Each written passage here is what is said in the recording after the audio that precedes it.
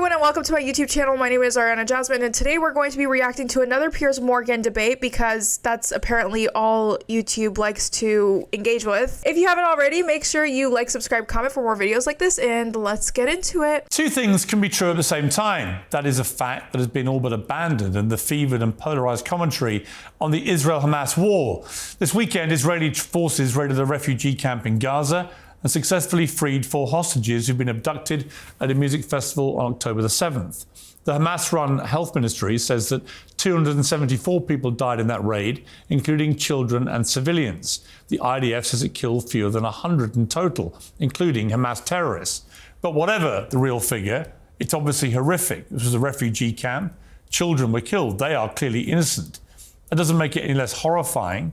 The 4 innocent Israelis were snatched by terrorists at a music festival in the first place. And no less of that was the most centrist introduction I've ever heard in my life. He's basically trying to play both sides. He's like, hey, listen, yeah, 274 people dying is really bad, but I'm still gonna give Israel some credit because I'm Piers Morgan, and that's what I do. a triumph that Israel has now brought them home.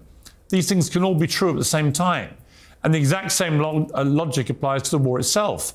Israel had no choice but to declare war on Hamas for perpetrating the worst massacre of Jewish people since the Holocaust, but it doesn't have a blank check signed in Palestinian blood to commit repeated atrocities without accountability, especially now that members of Netanyahu's own... You know what I hate? I hate it when people bring up October 7th, but they don't bring up the numerous October 7ths that Israel has been doing for the past 75 years. There have been multiple massacres conducted by Israel, and no one ever talks about it. But for some reason, everyone and their mom wants to talk about October 7th, which is fine. I'll have that conversation. But unless you also acknowledge that the amount of massacres Palestinian people have gone through is 20 times worse than what October 7th was, you're not talking in good faith. And I feel like Piers Morgan always does that. Like, he does not acknowledge the history that led to October 7th. calling out his failure to explain the Israeli endgame. To the very many people on both sides who have attacked me for saying that, my question is simply this: what exactly is wrong with having a moral conscience about innocent people suffering? And more importantly, where is yours? Well, joining me now to debate this, journalist and broadcaster Emily Austin, Palestinian-American commentator Omar Badr, and the host of Part of the Problem podcast, Dave Smith. Well, Dave, let me start with you, actually. A lot of people are part of the problem, it seems to me. The longer this war has gone on, the more entrenched people have got into their various tribes, and it's got increasingly toxic. There's no admission by anyone in those tribes of any wrongdoing on their side, and there's no attempt to come across the bridge and forge any kind of settlement, resolution, or peace. It seems to me like we are entering a really depressing phase of all this war. What is your view? Well, I can't disagree with any of that. It's certainly depressing. I mean, listen, this has been going on since October. We're 9 months into this thing now, so it's been depressing for a while. And I agree with everything you said in your opening, that, of course, perpetrating violence against innocent civilians is wrong, no matter who does it. And that ought to be the basis for Western civilization. I mean, especially for people who like to kind of brag about Western civilization and the aspects where it's superior to others.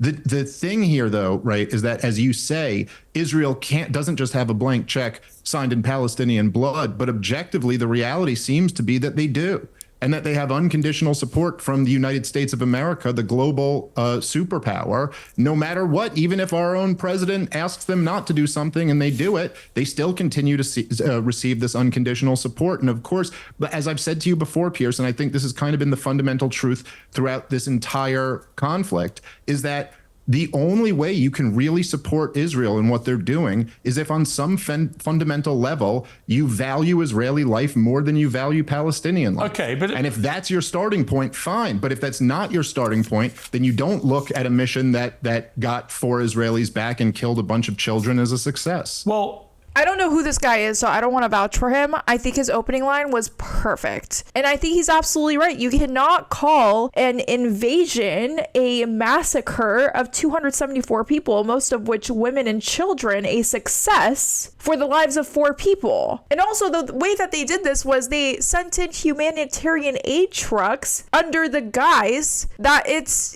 food to these starving people that you have purposely starved, and it ends up being one of the worst massacres that is actually documented within this war. So yeah, would I call that a success? Absolutely not. I don't think that's a success. I don't think you saving 4 people for the lives of 274 innocent civilians is a success, and that shouldn't be a controversial statement to make. You see, that's where I have a real, again, I've used this phrase many times in this war, a moral quandary, and I'll tell you why. Should there be any limit, given that Hamas kidnapped these people? What the fuck does that even mean? So he's trying to like make it seem like he's some sort of a god or so, like a moral god. Like, oh, you know what? This is my, and instead of saying conundrum or something, he's like, my moral conundrum. Dude, just say that you want to appease the Zionists and keep it moving. Like, it's not that hard, babes. Come on. You can make it pretty simple. Kidnap young women, they kidnap babies, they kidnap Holocaust survivors. As well as murdering and wounding thousands and thousands of people. Should there be any limit to what Israel should be able to do militarily to rescue those hostages? From all the footage coming out, they planned this because they had information about. Why is that even a fucking question? Should there be a limit to how they conduct themselves? Yes! 274 people killed in one month. Yes! Yeah, that shouldn't even be a fucking question. Yes, you weirdo. God. About where they were being held. They then sent special forces in to get them, came under heavy fire, and as a result of that, there were air cover sent in as well. And I'm just curious, what should be the limit on Israel to go and rescue these innocent kidnapped hostages? Well, I mean, look, the limit should be, you know, in general, what the limit over this conflict should be is that if your number one priority is to get back the hostages, I think this whole campaign would have been conducted in a very different way than it has been over the last 9 months. But you know, look, what's wrong, the essence of what makes it immoral to take these hostages is that these are innocent people who did not do anything to forfeit their natural God-given rights. But that also has to apply. I just saw, before we listen to this guy's response, I also want to make another point. Do you understand how many ceasefire deals that would have given Israel back their hostages was provided to the Israeli government? There were many, and Netanyahu rejected almost all of them. So if this was really about saving the hostages, so many hostages would not be killed by Israeli fire. It's not 1, it's not 2, it's not 3, it's estimated to be more than a dozen Israeli hostages getting killed by their own country's bombs. For some reason, we're not talking about that, but we're glorifying the fact that 4 people were saved for the lives of 274 in exchange. How do you justify that? You don't. Apply to innocent Palestinians who were not involved in October 7th or had no blood on their hands, were not members of Hamas militant groups. And these are, and we're describing millions of people who fall into that category. And so, you know, in an ideal world, the limit would be that you could only go after those people who were directly responsible. Now, in war, that's rarely the case, that there are no innocent casualties. However, I think a reasonable approach would be to expect Israel to do what they always claim that they're doing, which is just a blatant lie, which is that we're doing everything we can to avoid civilian casualties. Okay. But very clearly, that's not been how they've been conducting this war. All right, Emily, let me bring you in here. I mean, look, I was joyous when I saw that these hostages had been rescued, particularly Noah Agamani, whose story touched the world. Seeing this beautiful young woman being taken off on a motorbike, absolutely desperate with fear, and we all feared the worst for her. And then the added human dimension of her mother having incurable brain cancer. And very sadly, it appears she's too far gone with the cancer now to even really understand what has happened with her daughter coming home, and wanted to live until she did get home. So the whole thing was tragic, but has the joy of her obviously being rescued. But when you look at these numbers, I mean, think about the Palestinian Health Authority numbers, is that historically, going back before October the 7th for decades, or several decades anyway, when these figures released by the Palestinian Health Authority, which is Hamas run, have been verified independently, they've come back as reasonably accurate. I mean, not completely, but reasonably accurate numbers. We don't know whether these are reasonably accurate, the ones they're putting out now, but Israel admits to killing at least 100 people. We don't know how many of those are Hamas. And they say 274. Either way, it's clear from the scenes at the hospital that there have been a lot of women and children, innocent people, clearly, caught up in this. And so the same question for you, really. Yes, I'm joyous. I just know she's going to say some Zionist horse shit. This is the same girl that got into like a legitimate screaming match with Hassan. This girl is very vehemently Zionist to the point where the shit she says just makes zero sense whatsoever. At the return of hostages, yes, I think Israel absolutely has a right to go and get them. But at what cost to innocent Palestinian life? What's interesting about these debates that end up becoming pretty chaotic is that everyone expects usually the Zionists, and I can't speak for anyone but myself, to be unapologetic about Palestinian casualties. Now, that's not me. That will never be me because I'm not a monster. Now, of course, Israel needs to do its best job to protect innocent civilians. Now, when I say innocent civilians, I don't mean the journalists or op-ed writers that are keeping hostages in their home. If you're complicit in keeping hostages or you're complicit in terrorism, to me, you're not a civilian, you're a terrorist as well. I agree. Now, with that being said, at the same time, my point is never, in my life, I will never say the Palestinians deserve it. This is what they get because of Hamas. My point is always the same. All of the blood spilled on both sides of this conflict are Hamas's fault. It's only Hamas to blame, because if it wasn't for October 7th, the IDF would not be in Gaza. If it wasn't for the hostages being in civilians apart. Here we go. So, you know what's really funny? She starts off the statement with, I'm not a monster. I would never say that Palestinian people deserve to die. I wouldn't, Zionists expect me to say that. But I wouldn't say that. So she starts off the video with that, right? But then she's like, well, this is all Hamas's fault. So you basically rebrand that original statement, right? Because when you say that this is all Hamas's fault, what are you saying? You're saying that the reason why civilians are dying is because of their own people. And I hate to tell you, Hamas wasn't the one that killed 274 people in the massacre. It was y'all. You know what it is? This is PR training at its finest, because she said her point and she just said it. Like she basically, what we call this in PR, in public relations, is pivoting, right? She pivoted the question to make herself seem like she's some sort of a godly figure within the Zionist community, but then she ended up answering the question in the same way. When you say this is all Hamas's fault, well, babes, you might as well have just said that Palestinians deserve to die, because you're not taking any responsibility for the fact that Netanyahu's government is the one that's doing this. It's that simple. Apartments, guess what, Piers? There'd be no civilian casualties. And I also want to point out one thing, just a food for thought. Is it only IDF bullets that penetrate? Excuse me, does Hamas not fire back? Do you think Hamas is not responsible for casualties as well? So my point is never that it's justified. It's always the same.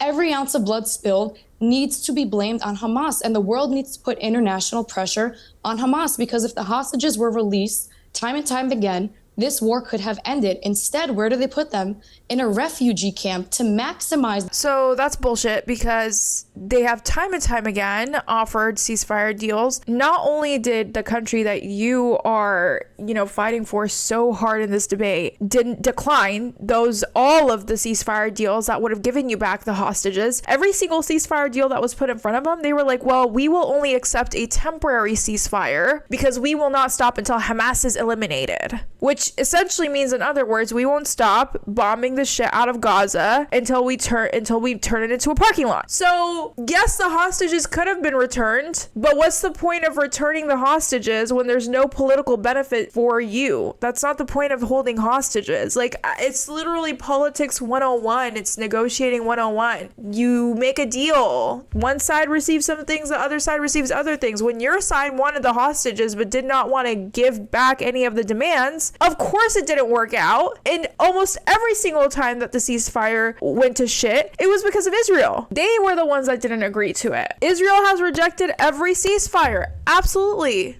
That is fact. Casualties that everyone's going to face. Before I go to Omar, I do think it's very disingenuous when I hear the argument, if Hamas just released the hostages, this war would be over. Israel's stated mission is not just to get the hostages back, it's to eliminate Hamas. So Correct. Getting the hostages back is one part of it, but it is just not true to say if they handed them all back tomorrow, Netanyahu would not want the remaining Hamas terrorists to still be there. He would continue, as he's made very clear, to execute this war until he got rid of all of Hamas. So I just don't think it's right. Is that unreasonable? Did America not want Al Qaeda dead after 9/11? I'm just saying it's not right though. No, that's true. But I'm just saying it's not accurate. When I hear pro-Israeli guests say, "Well, if they just handed back." Yeah, you lost an argument when you compare the American military's actions. If you gotta compare your country to America's military, you lost the conversation, babes. About the hostages would be over. That it's not as simple as that. It wouldn't be over. I'm saying it would minimize civilian casualties. Of course, you want to eradicate Hamas, because if you don't, October 7th will be December 7th, will be February 7th, et cetera, et cetera. My issue is that Hamas makes sure to maximize the civilian. Hamas has existed for how many years, and on October 7th did it happen? Y'all can continue to use October 7th as your justification to commit a genocide against a group of people. But it's disingenuous saying that if you don't completely eliminate them, it's going to be October 8th and 9th and 10th and 11th.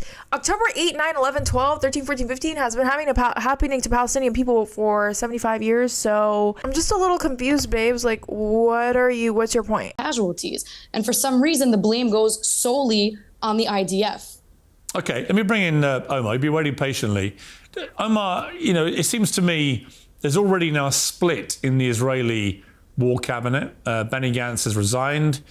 People view him as more moderate than Netanyahu and Ben Gvir and Smotrich and so on. That there are other, very right-wing members of that cabinet who, not the war cabinet, but the more general government cabinet, who are pushing Netanyahu to a very bad place, they feel. And I sort of share that view. I don't know where this ends. And Gantz has made it clear he's resigned because he doesn't see any end game. He doesn't understand what life is going to be like at the end of this war. And that should worry all of us. What is your view of where we are with this split now in the Israeli hierarchy? Yeah, that is precisely where we are, Piers. I mean, Gantz split off because he understands that there is significant discontent with Netanyahu domestically. There is significant international discontent with him, including from the United States. And he's hoping to reap the rewards if that pressure eventually ramps up to a point that actually pushes Netanyahu out of power for him to be there to basically replace him and become the future leader. But I just want to emphasize the fact that we are precisely here because Israel does not want to end this war. They've set unrealistic goals. They said that they're going to continue this onslaught until Hamas is defeated militarily, until they freed all the hostages militarily. And in the meantime, this onslaught is killing tens of thousands of innocent Palestinians, day in and day out. And because Israel can't achieve its goals, the idea that we just have to sit back and watch this horror continue endlessly is completely ridiculous. I mean, I was listening to Emily speak, and all you have to do is just reverse the scenario for just a moment, Piers. Right now, as you and I are speaking, thousands of Palestinians have been kidnapped out of the Gaza Strip and are placed in Israeli detention centers where they are undergoing daily torture. There's a piece in the New York Times exploring the absolutely horrific torture they're undergoing, including acts of sexual abuse that they are enduring. And right now, and by the way, several dozen of them have died in Israeli custody.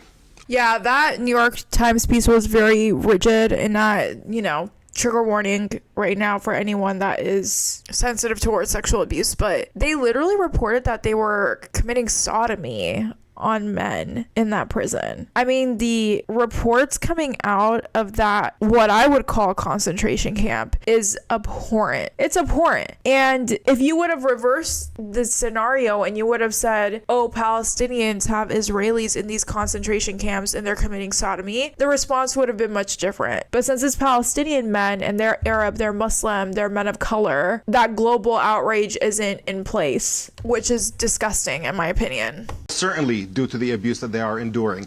And if you were to ask a question right now, is Hamas justified in invading Israel to rescue for Palestinian detainees out of the thousands that are held by Israel?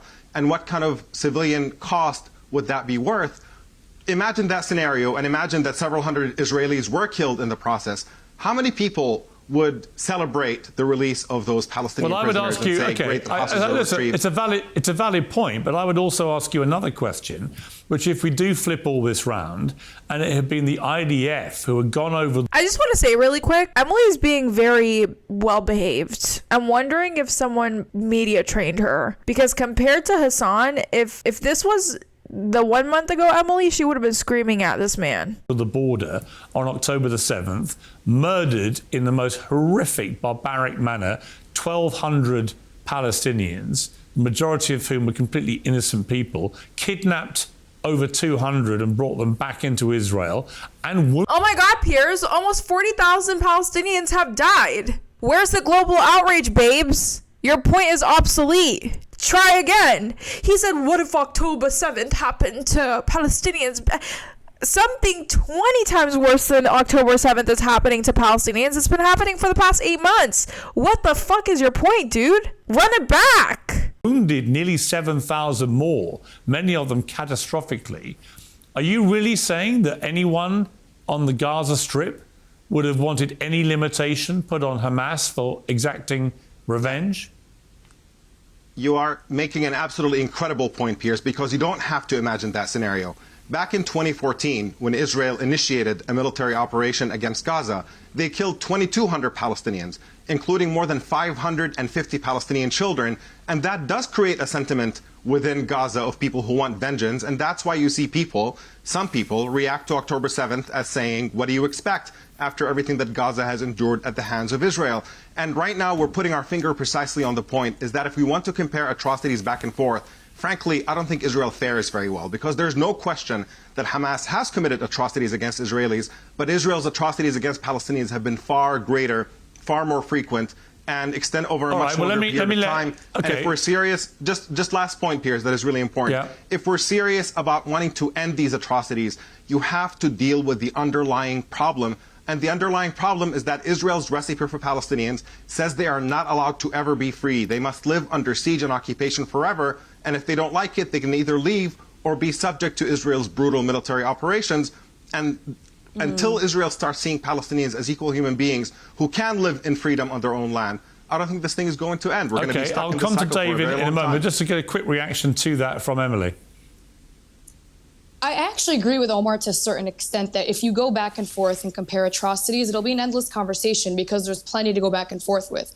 I'd also like to add, talking about if you flip the narrative, let's say, which thank God Israel has the Iron Dome, let's say they hadn't. How many civilian casualties on a daily basis would Israel be facing? I also want to point out some serious hypocrisy. Zionists love to do this whataboutism. They like to say, well, what about us not having an Iron Dome? What would happen there? What if?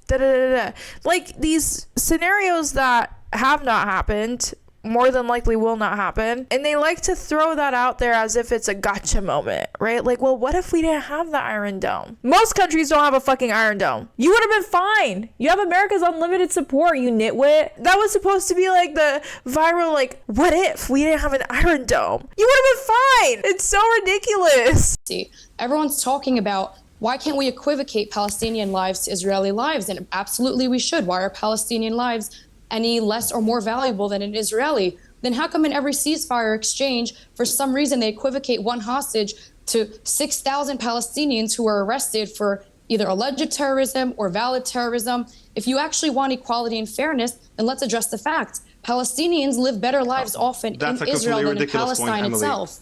It's not a ridiculous point. There is how an many imbalance rockets a of day does power Hamas that send changes into how many. Israel? Sorry, there's No, I'm sorry. lag. That's a complete complete misreading of the situation. The reason why there is a discrepancy in the hostage exchanges is because there is a huge disparity in power. Israel can just go into the Palestinian areas and kidnap thousands upon thousands of Palestinians who are held without charge or trial. If Hamas were capable Omar, of doing something like that, you probably would see a one-to-one exchange to target of people. civilians? All right, well, Omar, how many I'll tell you what, rockets a day? I want him. I think we're getting into the kind of tit-for-tat argument, which is one you both We're talking highlighted about actually in civilians. different ways, and I don't want to read it this way. Let me ask Dave this. It's just breaking news now. The United Nations Security Council on Monday has adopted a US drafted resolution backing a proposal outlined by President Joe Biden for a ceasefire between Israel and Palestine. Honestly, I'm going to say this. You cannot really compare Hamas rockets to Israeli rockets because Israel has dropped tons and tons and tons of bombs. Like, we're talking about, I believe it was a stretch of either 5 or 6 years of all the bombs that America dropped on Afghanistan was the past 6 months of what Israel did to Gaza. Some number like that. Don't quote me on it, but it's like similar, something around there. So you can't really compare the rockets that, like, the tit for tat is kind of a waste of time, right? Because if you look at military advantage, monetary advantage, personnel advantage, just general nutrition, housing, benefits for serving in the military advantage, it all goes to Israel. I mean, there is really no disadvantage on that side. You can't say, well, what about Hamas is this or that? Because you're going to lose. Like, Hamas doesn't have that much to even begin with. To the militants Hamas in the Gaza Strip, I call them terrorists. Russia abstained from the vote. The remaining 14 council members voted in favour, and the US finalised this text on Sunday after 6 days of negotiations among the council. So a sort of significant move there to support President Biden's way to try and bring about a ceasefire. But it does beg the question, what happens next? I mean, I don't think there can be any future here that involves Hamas having any power whatsoever, nor do I think there can be any future with Netanyahu in charge of Israel. And I'm not entirely sure, given the scale of what's been going on over the last 7 months, dwarfing anything really we've seen in many decades, I don't know quite how we get to peace. How do we rebuild trust and get to some sort of peace? I mean, you must have thought about this a lot, Dave, like we all have. What do you think?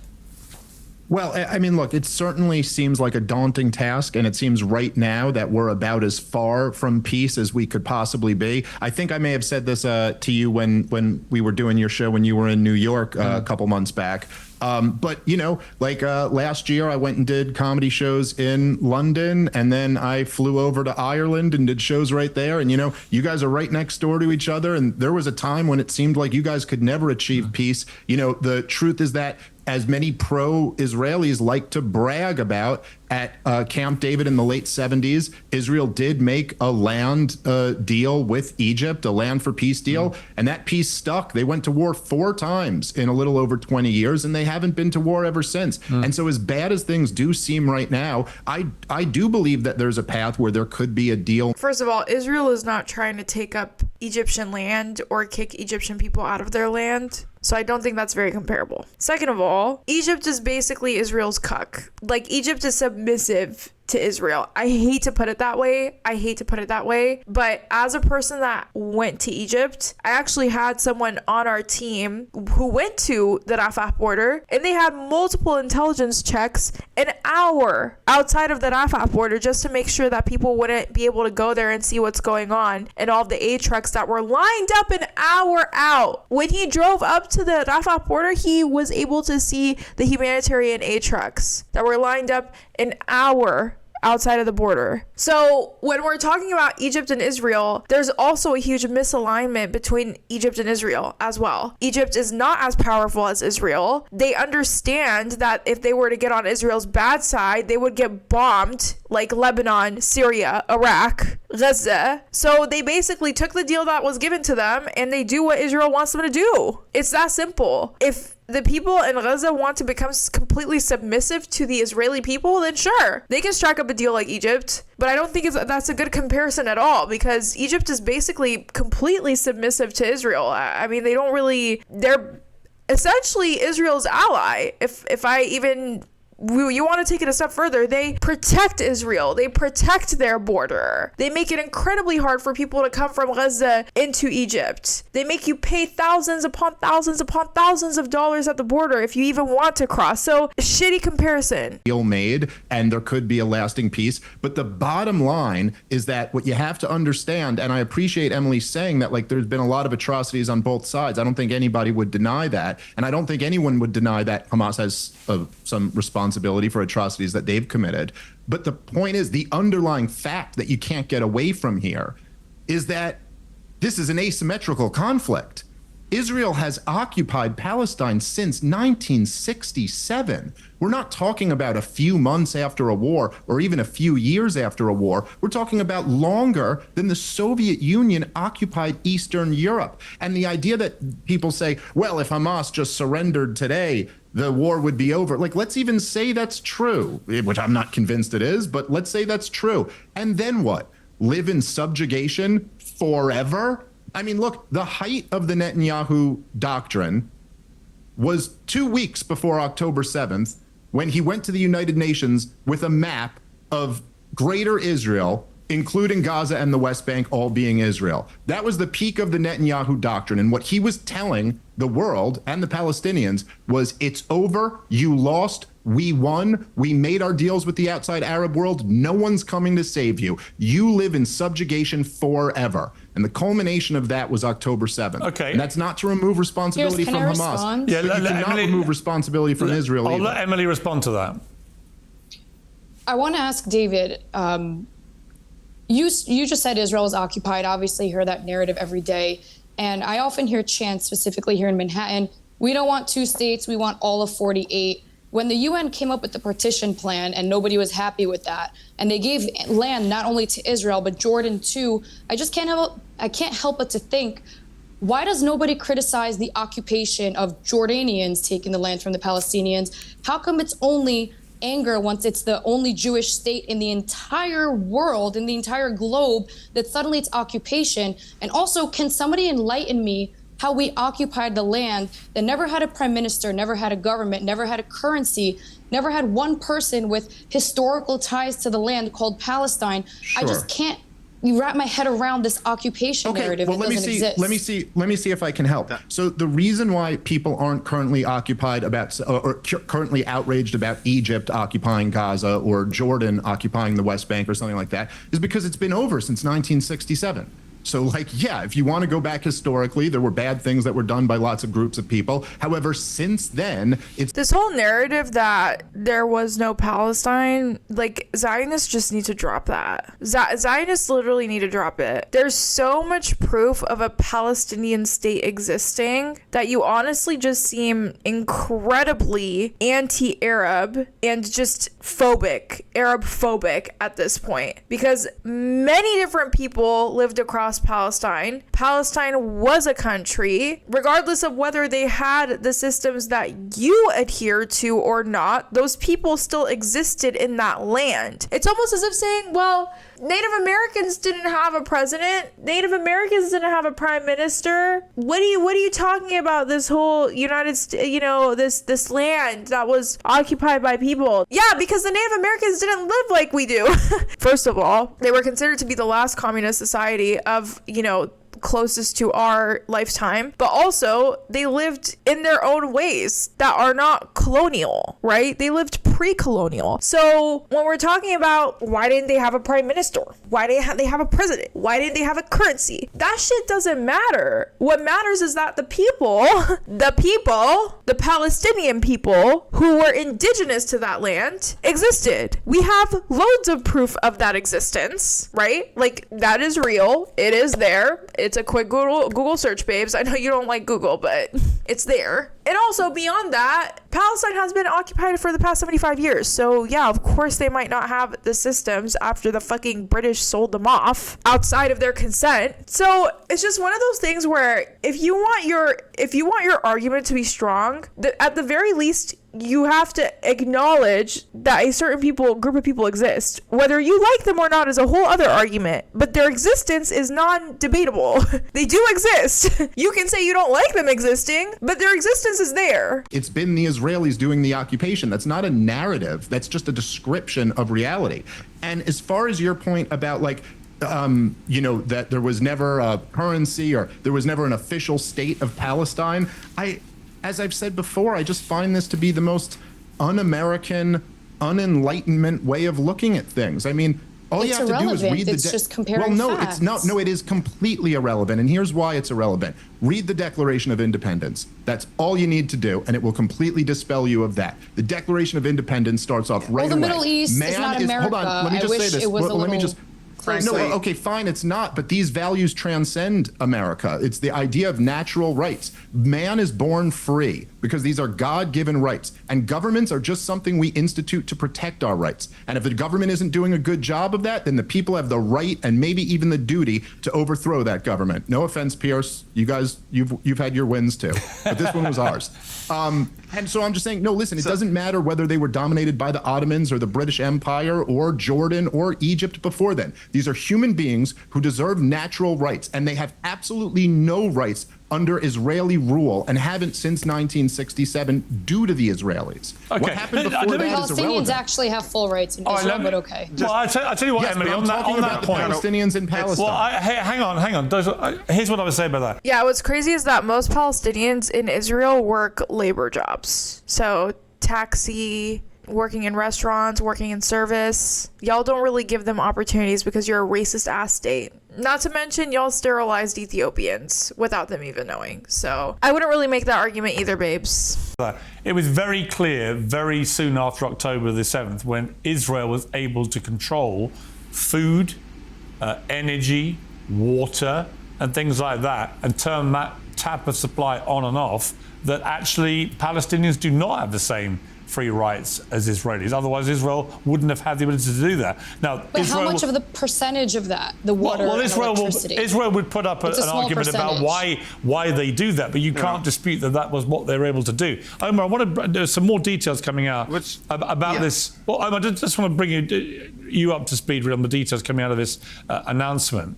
They're talking about a full and complete ceasefire, the release of hostages held by Hamas, the return of deceased hostages' remains, and the exchange of Palestinian prisoners. The plan includes 3 phases that would end with a multi-year reconstruction plan for Gaza, which has been largely destroyed due to the fighting. The second phase includes a permanent end to hostilities, as well as full withdrawal of Israeli forces from Gaza. This is according to a text of the US draft resolution. I mean, first of all, do you welcome the broad brushstrokes of that statement? Certainly do, Piers. I want to address this directly, but I just have to go back to just one thing that Emily had said, because I think it's really, really important not to gloss over it. When we talk about Israel's occupation of the Palestinian territories, when you look at settler colonialism in the United States and the fact that Native Americans were pushed off of their land, nobody cares that Native Americans did not have an officially recognized government or what currency they had or this or that. These are people who are living on their land who are being pushed out by an occupying force, and that's all that matters. Y'all, I have not watched this video. I haven't even watched this video. What the fuck did I say? Thank you. It does not matter if they had a government that you believe in. Your government is post-colonial. Indigenous people's government is not colonial. It's that fucking simple. God. Matters. And what's unique about the Israeli occupation of the Palestinian territories, particularly in the West Bank today, is the fact that it's settler colonial expansion. Palestinians are being systematically pushed out of their land and out of their homes, so Israel can build more and more settlements to take over Palestinian areas. And 80% of water in the West Bank is taken to be used by Israel and by the settlers. This is Palestinian water. Every Israeli policy, every inch of the West Bank that Israel takes over by force, every drop of water that Israel takes is a violation of international law. These are war crimes that Israel is committing. So to pretend to conflate all of that with whatever historical examples there have been of other occupations and not, you're missing the point that Israel is actively replacing Palestinians with Israelis but let's also, as an effort to confine all right, Palestinians but let's into also smaller get and to the smaller point areas. of this breaking news. I also want to address that America did not give the land back. Okay, so but I want to move. Listen, I want to move on. Okay, true. but I want to talk about That's true. Listen, you've all had a good chance to talk. I want to talk about specifically the. Hey, America didn't give the land back to Native Americans. Why do we? Why do we have to give the land back if America didn't? It's such a flaccid argument. Like, she really had to get that point out. She really had to get that point out. She was like, you guys didn't give your land back. Why do we? That's not a good argument, babes. It's not. It does not take away the fact that you're illegally taking land. This proposal, and whether you think this is the kind of framework we need now to get to peace, and whether you believe that anyone affiliated to Hamas can have any role in any kind of government in Gaza going forward. Sure. Starting with the ceasefire, I think it's quite obvious and inevitable that a ceasefire is going to be the only way out of the mess that we're currently in, unless people are happy to just sit back and watch a genocide unfold for year after year. And the only problem right now with a ceasefire is whether there is a question about whether we're going to move from a temporary one to a permanent one, and what that negotiation in between entails.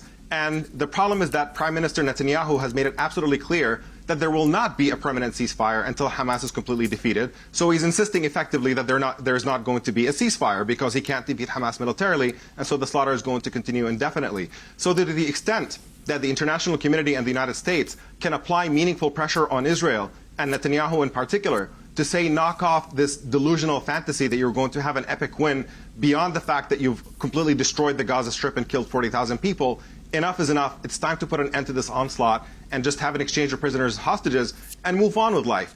As for the question about Hamas, whether Hamas can have a role in the future, or whether Netanyahu can, I don't think that's a particularly important question. I think Israelis can sort out who leads them. People in Gaza can figure that out. What's important for us as a third party sitting on the outside, be it the United States or the rest of the international community, is to say that support for foreign military occupation should not continue. It is not our role to decide who rules Palestinians or who rules Israelis or who's in the government and who's not. It is our role to say that as long as Israel continues occupying Palestinian land, besieging Palestinians, denying them their most basic and fundamental rights, Israel should not receive another penny of U.S. from the United States in military funding, and not another veto and all this unconditional diplomatic support that the U.S. provides for Israel to do whatever it wants, violate international law left and right without any consequence. Conversely, what about all the money that Hamas has been receiving, billions of dollars, a lot of it via Israel, presumably by the same yardstick, you would like to see zero funding going into Hamas? Unquestionably. Unquestionably, human rights organizations have been absolutely clear about the fact that nobody should be sending weapons either to Hamas or to Israel, and I agree with that entirely. Fortunately, I live in a country that does not supply Hamas, so it's very easy for me to say stop U.S. funding for Hamas because it doesn't exist in the first place. What does exist is U.S. funding for the Israeli government and the monstrous atrocities that they are committing day in and day out, and that's what we need to... I love how that was supposed to be the gotcha moment. They were like, but what about the funding for Hamas? Okay, cut them too. If you're gonna cut Israel off of American funding, you can cut Hamas off too. Deal. If that's a deal, I'm game. I'm game for that deal too. Need to have change, and once that changes, once Israel no longer enjoys this impunity that the U.S. gives them, they will find themselves in a position where they have to negotiate in good faith and to recognize that Palestinians are an equal human being who have to get their fundamental rights that they're in. Honestly, in my opinion, any deal that will get America to stop funding Israel not only on a yearly but on a need-to-need basis as well is a deal that I would take. That might be a little controversial, but I want all the funding to be cut by Israel. I don't want them to get any more money from us. That's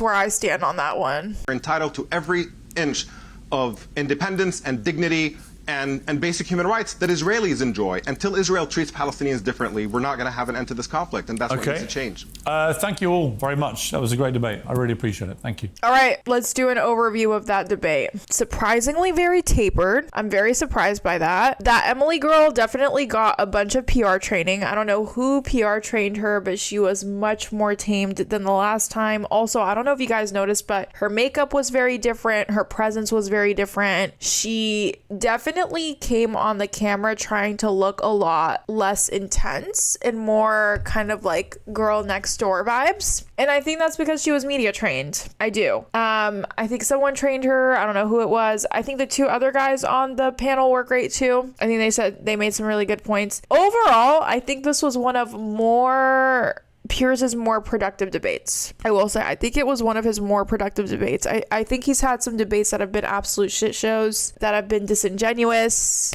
that have gotten nowhere.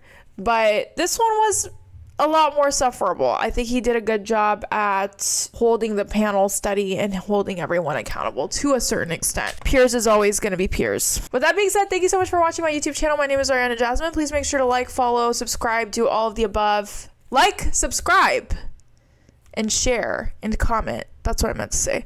And I'll see you guys next time.